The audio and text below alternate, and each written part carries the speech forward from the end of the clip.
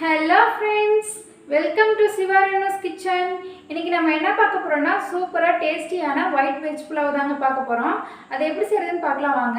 அதுக்கு முன்னாடி நம்ம வீடியோஸ்லாம் தொடர்ந்து பாருங்க.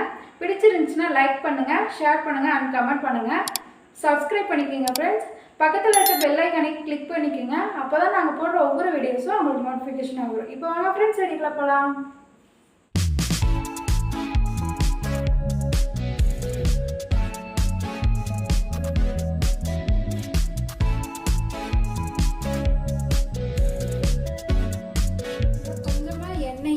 ஒரு ஸ்பூன் அளவு நெய்யை சேர்த்துருக்கேன்.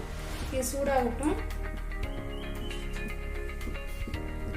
இன்னும் சூடாயிடுச்சு. இதில் 2 மீடியம் சைஸ் பெரிய வெங்காயத்தை கட் பண்ணி வச்சுருக்கேன் நீல வாட்டில். அதில் பாதியை மட்டும் இப்போ சேர்த்துக்கோங்க.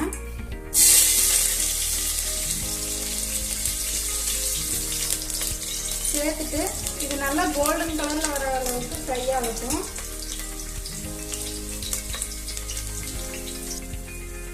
இதுலேயே கொஞ்சம் 4-5 முந்திரி பருப்பு இருந்துச்சுன்னா அதையும் சேர்த்துக்கோங்க. இது நல்லா சேர்ந்து கோல்டன் கலர் ஆகட்டும். நல்லா கோல்டன் கலர்ல வந்துருச்சு. இது ஒரு பிளேட்ல மாத்திக்கோங்க.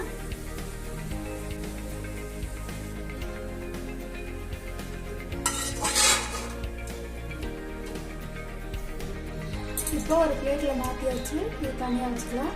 இது எதுக்குன்னு நான் லாஸ்ட்ல சொல்றேன். இப்போ அதே எண்ணெயிலேயே 1/4 ஸ்பூனுக்கு கொஞ்சம் அதிகமாக சோம்பு எடுத்து வச்சுருக்கேன். ஒரு பிரிஞ்சி இலை, ஒரு ஏலக்காய், ஒரு பட்டை, 4 கிராம்பு எடுத்துருக்கேன். அதை சேர்த்துக்கோங்க.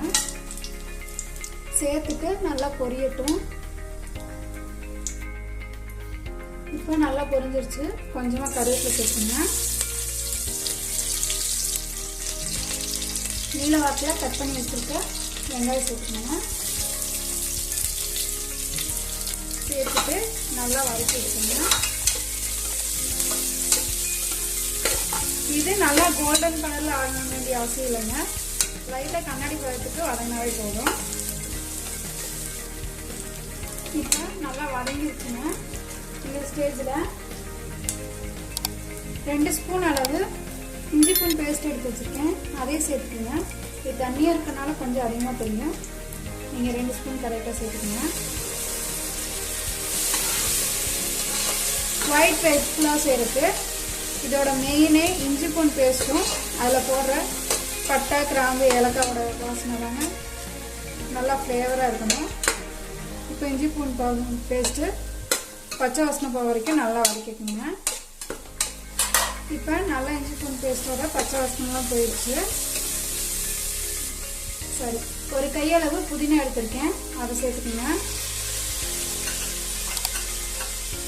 அடுத்தது ஒரு கையளவு கொத்தமல்லி எடுத்திருக்கேன். அதையும் சேர்த்துக்கோங்க. சேர்த்துட்டு நல்லா வதக்கி விட்டுக்கோங்க. வதங்கிடுச்சுங்க. 200 கிராம் கேரட் பீன்ஸ் எடுத்து வச்சுருக்கேன். அதை சேர்த்துக்கோங்க. நல்லா பொடி பொடியாக கட் பண்ணி வச்சுருக்கேன். சேர்த்துக்கோங்க. இதில் நீங்கள் பட்டாணி அப்புறம் உருளைக்கிழங்கு இதையும் நல்லா சேர்த்து வதக்கி விட்டுக்கோங்க.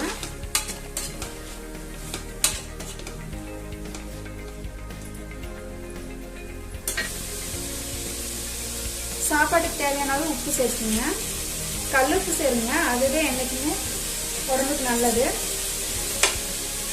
சேர்த்துட்டு நல்லா மிக்ஸ் பண்ணிக்கோங்க. கொஞ்ச நேரத்துக்கு இது நல்லா வதங்கட்டும்.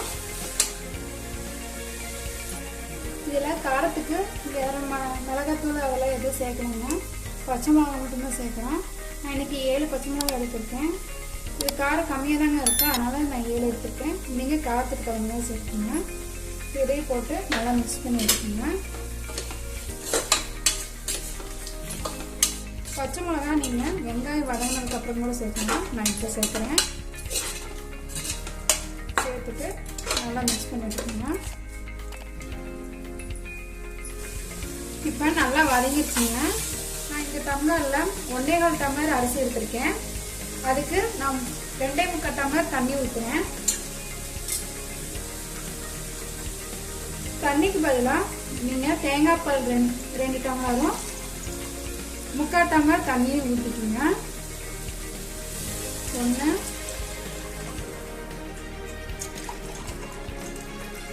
இப்போ 1.25 டம்ளர் தான் எனக்கு இருக்குது தேங்காய் பால். பத்தாவதுக்கு இன்னும் 1 டம்ளர் தண்ணி சேர்த்துக்கோங்க.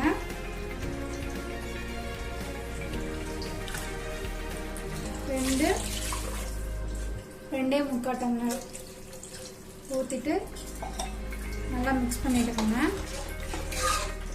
தேங்காய் பால் சாப்பாட்டுக்கு தான் தேங்காய் பால் ஊற்றணும் இல்லைங்க.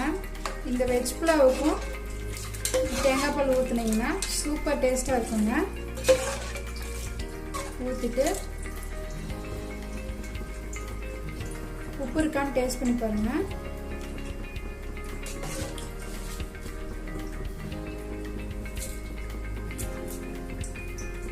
நல்லா மிக்ஸ் பண்ணிக்கோங்க. இதில் கொஞ்சம் நான் கரம் மசாலா ஆட் பண்ணுவேன். ஒரு 1/4 ஸ்பூன் ஆட் பண்ணுங்க. சூப்பராக இருக்கும் டேஸ்ட்டு.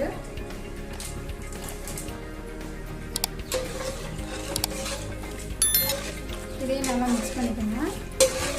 ஒரு கொதி வரட்டும். அரிசி சேர்த்துக்கலாம். தண்ணி நல்லா கொதிக்குதுங்க. இந்த ஸ்டேஜில் ஒரு 1/4 லெமன் மட்டும் இதில் புளிஞ்சு விட்டுக்கோங்க.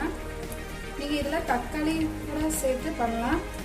தக்காளி சேர்க்குற மாதிரி இருந்துச்சுன்னா ஒரே ஒரு தக்காளி மட்டும் கட் பண்ணி வெங்காயம் வதங்கினதுக்கப்புறம் சேர்த்து வதக்கி விட்டு அதுக்கப்புறம் காய் சேர்த்து பண்ணுவேன்.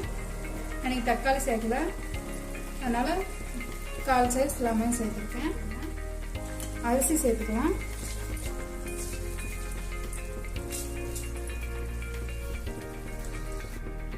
லாஸ்ட்டாக கொஞ்சமாக புதினாலையும் கொத்தமல்லியிலையும் லைட்டாக தூவி விட்டுட்டு அரிசி சேர்த்துட்டு நல்லா மிக்ஸ் பண்ணி விட்டுக்கோங்க.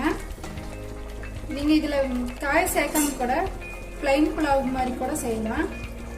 இப்போ ஒரு குக்கர் மூடி போட்டு மூடி வச்சு 3 விசில் விடுங்க. 3 விசில் விடும்போது 1 விசில் சிம்மில் வச்சு விடுங்க. அப்போ தான் சாப்பாடு நல்லா உதிரி உதிரியாக வரும். இப்போ 3 விசிலுக்கு அப்புறம் எப்படி இருக்குன்னு பார்க்கலாம். அவ்வளோதான் ஃப்ரெண்ட்ஸ், டேஸ்டியான ஒயிட் வெஜ் புலாவ் ரெடி ஆயிடுச்சு.